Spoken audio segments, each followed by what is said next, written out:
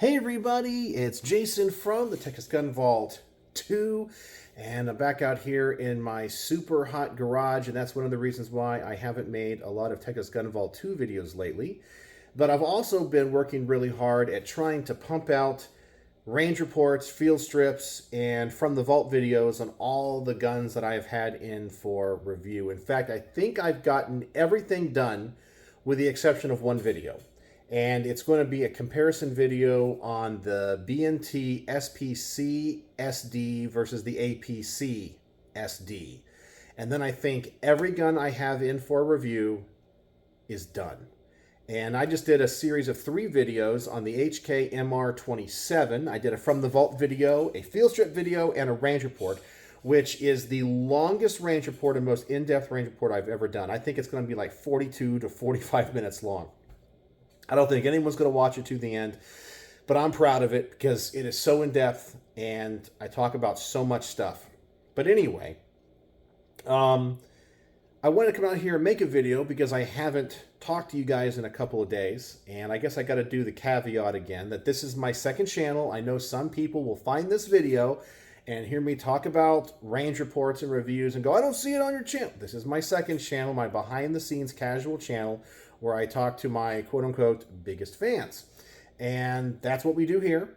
And I try to make more content here. And I don't know, I like doing this where I can just pop on the camera on my bench and just talk and be done with it. But anyway, I was thinking about some topics of some things that we can talk about here. Because I've been wanting to get back into the Texas Gun Vault poll question of the week and maybe some new stuff. I just literally have not had time.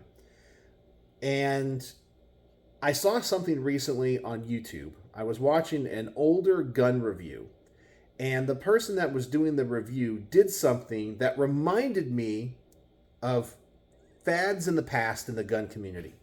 And I wrote down a couple that I remember, and I'm curious if you guys remember any fads from the past. So what I mean by a fad is, for example, I've been consuming gun content on YouTube probably since about 2010, 2011. Okay, so we're going on, what, 14 years or so?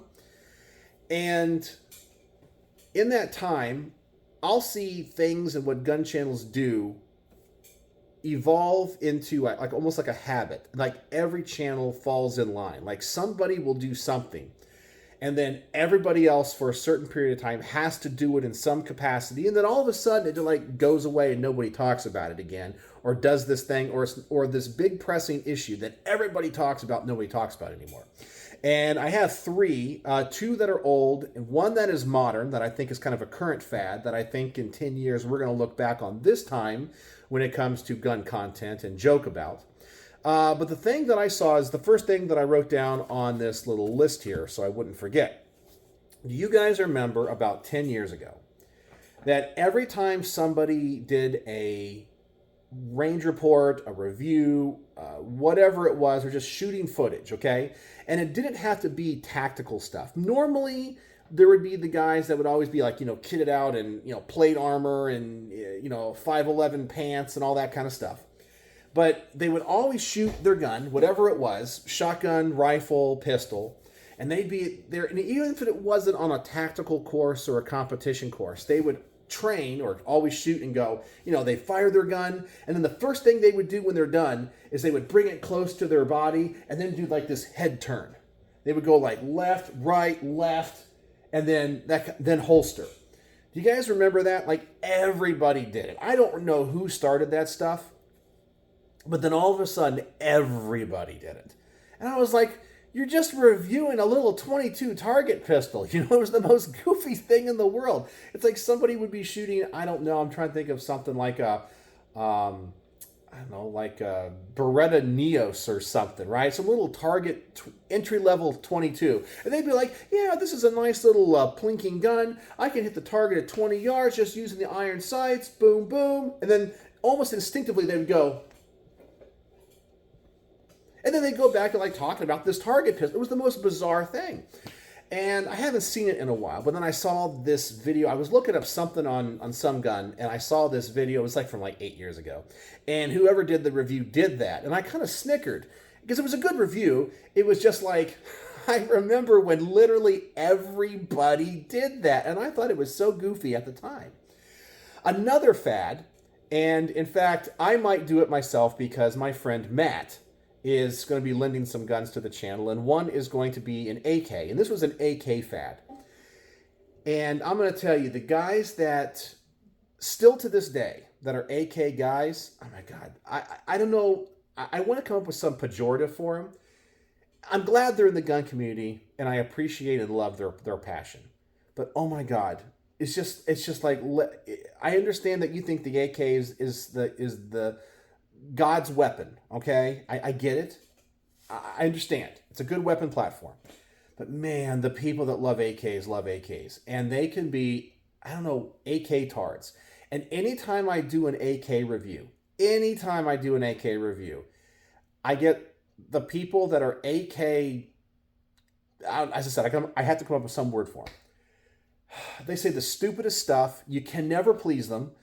Anyway, there was a fad, probably, I don't know, this is probably 6 years ago or so, or maybe longer, maybe longer. Do you guys remember that when every AK video came out, it didn't matter if it was an Arsenal or a Century Arms, or it was a Norinco, or it was a Kalashnikov, whatever it was, it always had to have a field gauge test or a no-go gauge test, because everybody complained. Every AK sold in America is going to blow up in your face. So they would always do like the no-go gauge and the field gauge test to make sure that they headspaced right.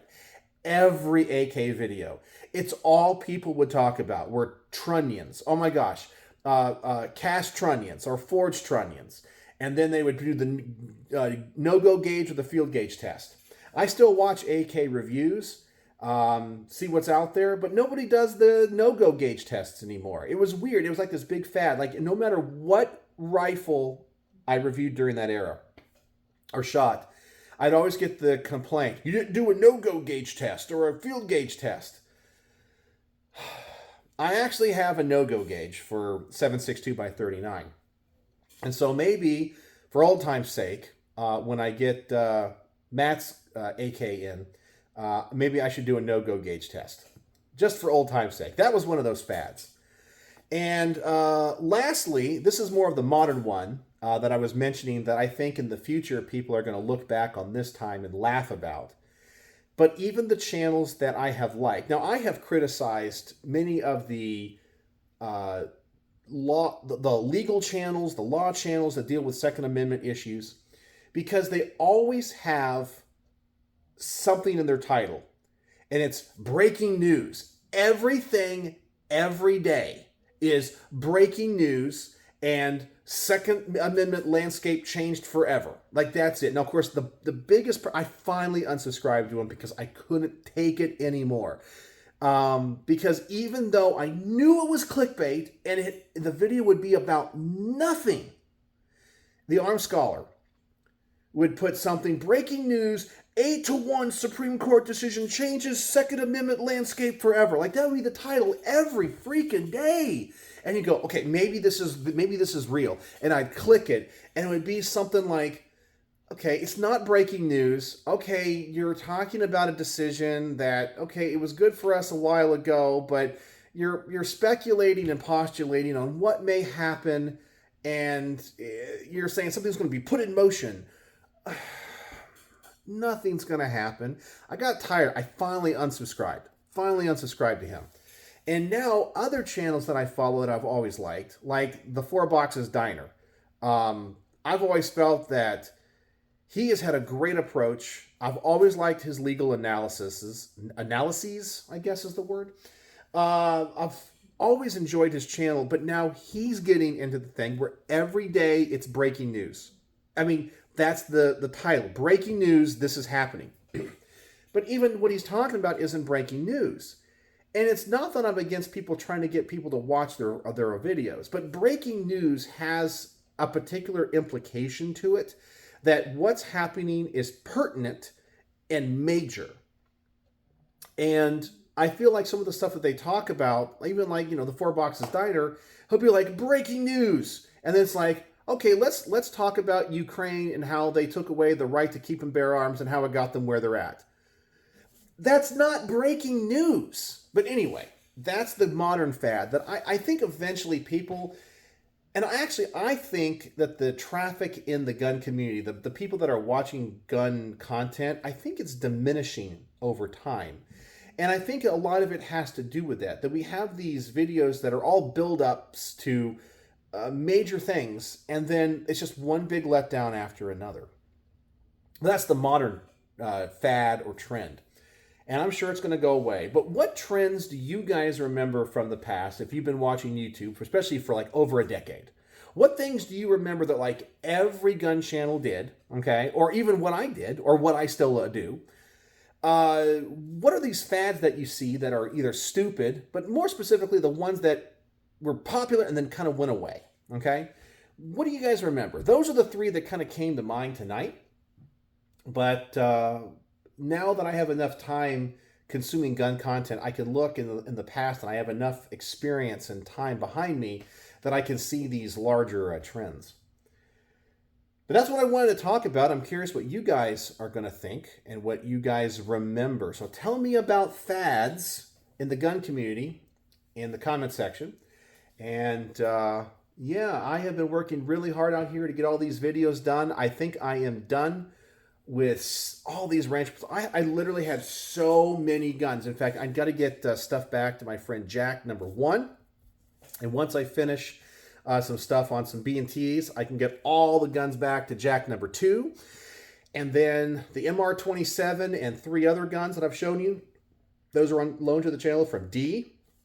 And I can get all these back to people, you know. And then I got some guns I got to pick up from Matt. And I'm really excited. One of the guns I reached out to Matt about is, I said, I remember there was a time, and I didn't save the video, that I did a range report on either a Raven or a Jennings 25, one of those cheap Saturday night specials that's like $35.